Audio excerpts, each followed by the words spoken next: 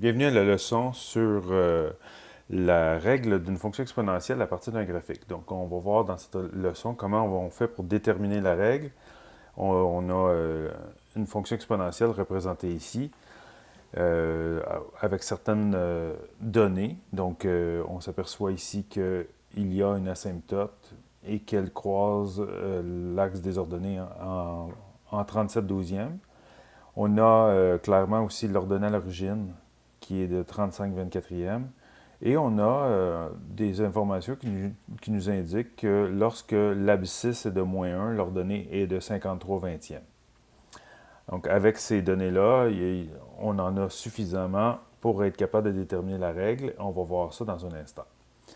D'abord et avant tout, déjà avec l'allure graphique, donc la variation du graphique qui est décroissante, on a deux possibilités qui s'offrent à nous.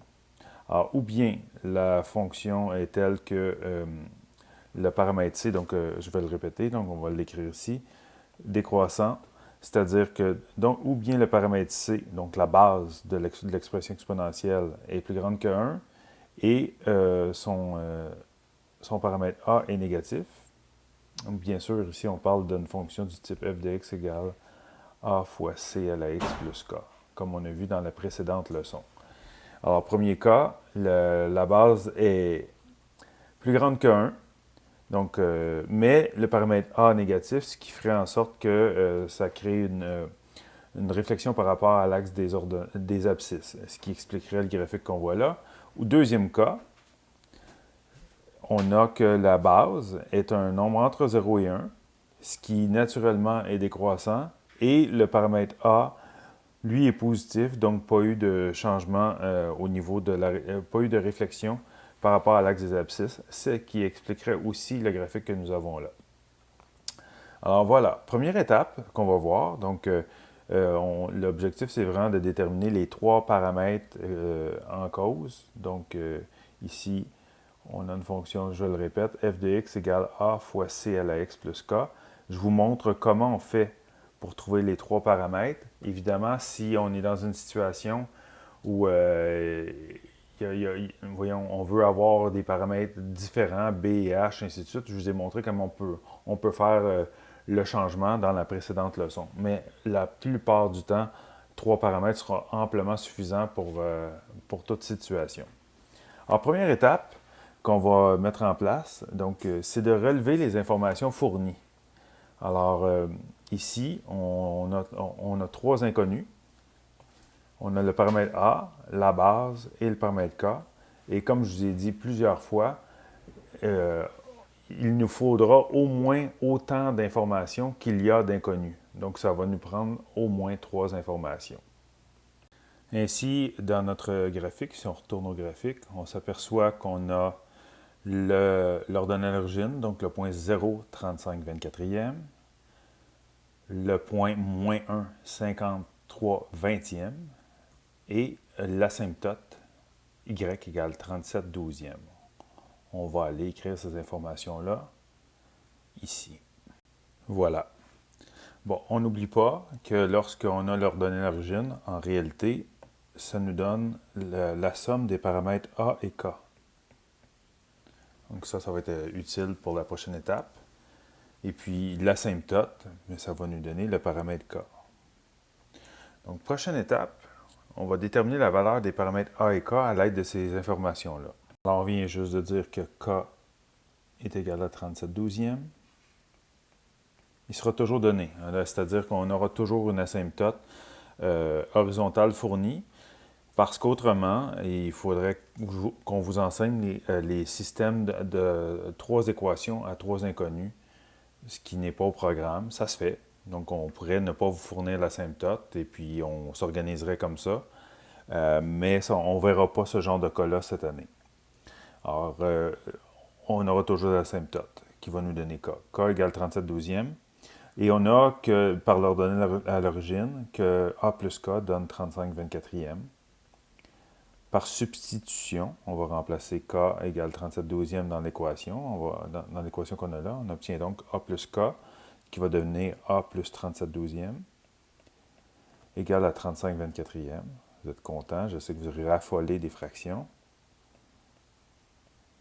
on est servi. Donc A égale 35 24e, duquel je retranche 37 12e. Dénominateur commun, 24e.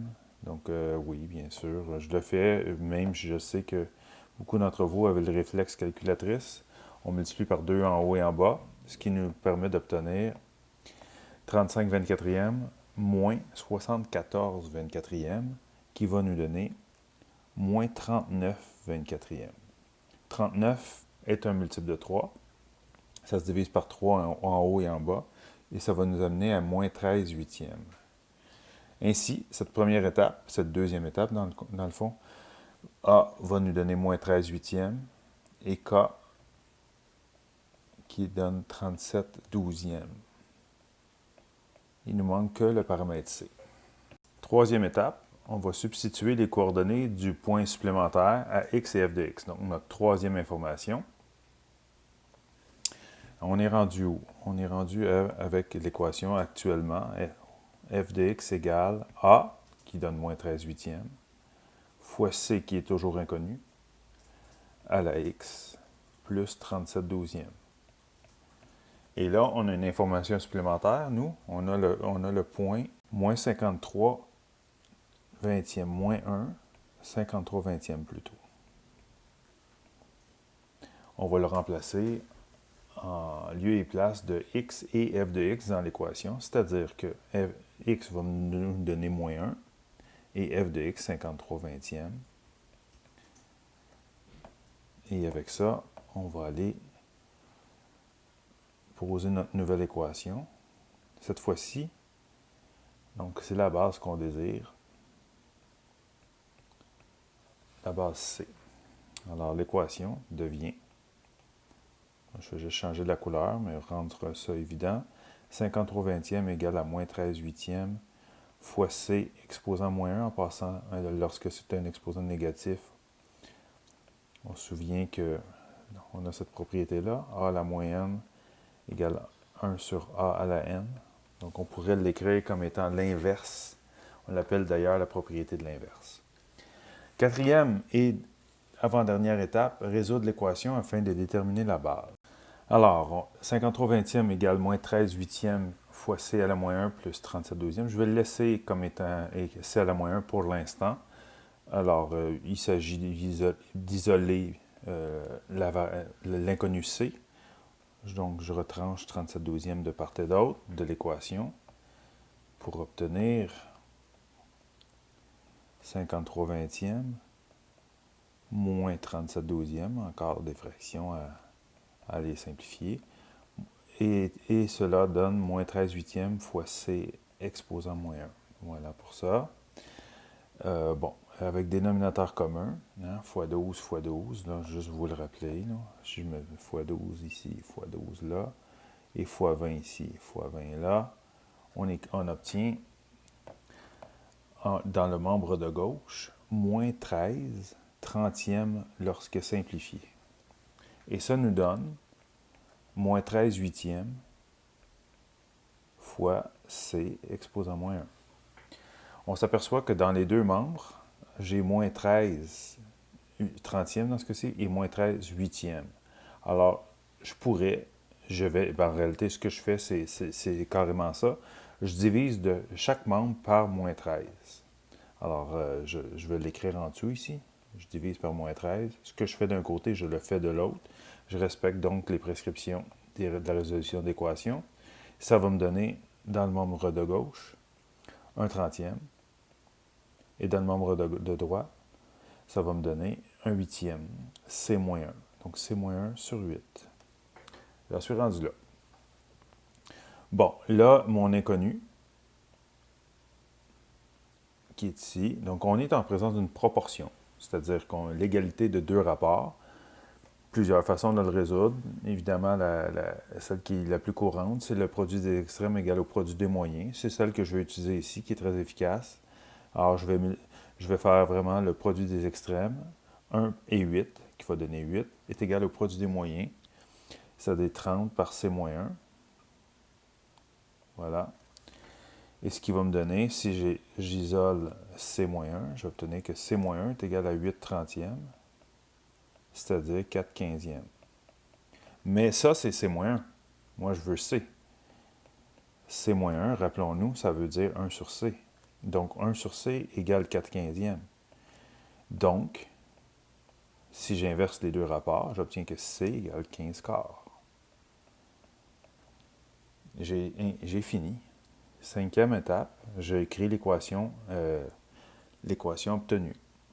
Alors, on a que f de x égale A, on avait obtenu moins 13/8, fois C, la base, qui est 15/4. Je vais la mettre entre parenthèses parce que les deux, le numérateur et le dénominateur, donc le nombre au complet, est soumis à l'exposant, plus le k qui donne 37/12.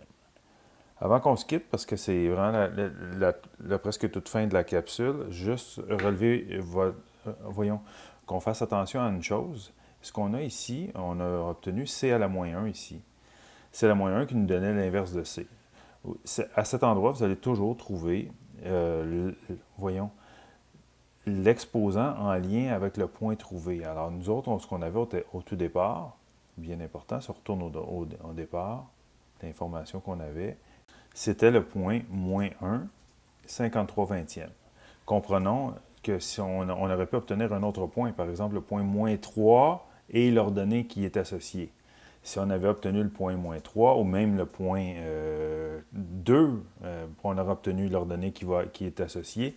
L'exposant, c'est vraiment l'abscisse du point qu'on a.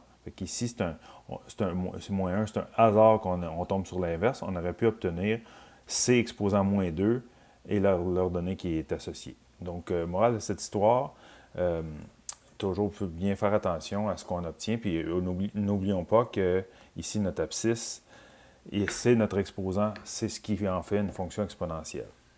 C'est la fin de cette capsule. N'hésitez pas si vous avez des questions.